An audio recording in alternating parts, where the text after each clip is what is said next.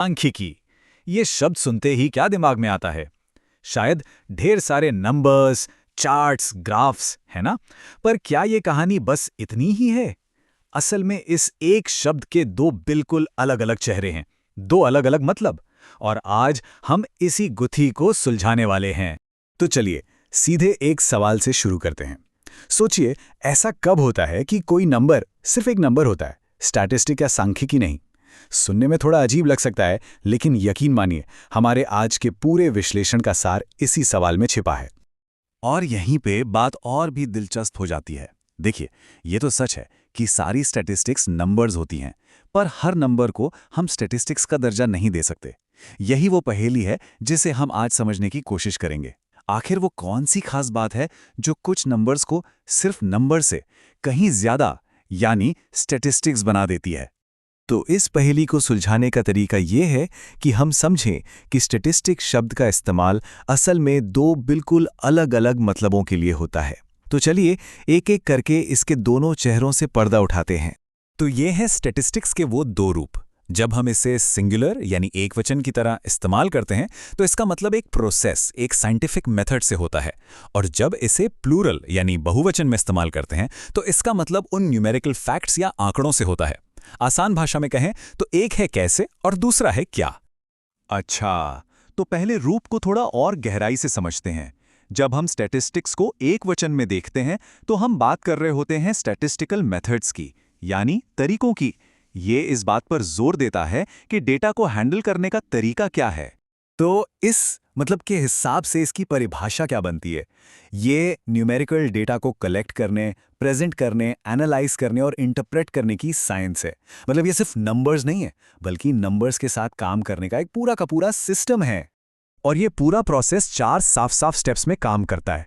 सबसे पहले आता है कलेक्शन, मतलब डेटा इकट्ठा करना। फिर आता है प्रेजेंटेशन, जहां उस डेटा को टेबल्स, चार्ट्स और ग्राफ्स में सजाया जाता है। इसके बाद होता है एनालिसिस, जहां हम पैटर्न्स ढूंढते हैं। और आखिर में आता है इंटरप्रिटेशन, जहां उस एनालिसिस से काम के नतीजे निकाले जाते हैं। ये अपने आप में एक पूरी साइंटिफिक प्रोसेस है।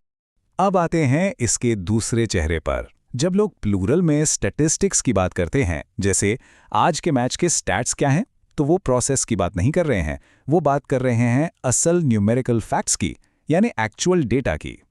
और यहीं पर हम अपने असली सवाल पर वापस आ जाते हैं। अगर स्टैटिस्टिक्स का एक मतलब न्यूमेरिकल फैक्ट्स है, तो फिर कौन से न्यूमेरिकल फैक्ट्स स्टैटिस्टिक्स कहलाने के लायक हैं?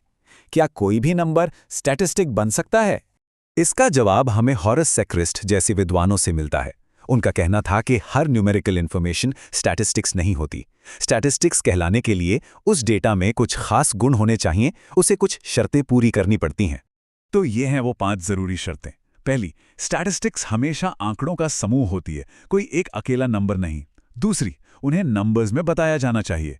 तीसरी, वो कई वजहों से प्रभावित होते हैं। चौथी, उन्हें एक सिस्टम से, एक प्लानिंग के साथ इकट्ठा किया जाना चाहिए। और पांचवी, जो कि बहुत जरूरी है, वो आपस में कंपेयर किए जाने लायक होने चाहिए।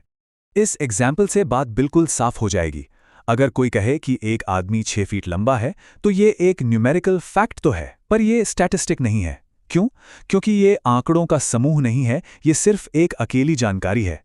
हाँ, अगर हमारे पास कई लोगों की हाइट का डेटा होता, तब उसे हम स्टैटिस्टिक्स कह सकते थे। तो अब हमने इसके दोनों चेहरों को देख लिया है, एक है मेथड और दूसरा है डेटा। अब जरा देखते हैं कि ये दोनों मिलकर काम कैसे करते हैं। तो बात सीधी सी है, यही इन दोनों में फर्क है। सिंगुलर फॉर्म यानी स्टैटिस्टिक्स एक ऑपरेशनल प्रोसेस है जो कैसे का जवाब देती है। वही प्लूरल फॉर्म में वो इन्फॉर्मेशनल डेटा है जो क्या का जवाब देती है, मतलब वो फैक्ट्स जिनसे हम काम शुरू करते हैं।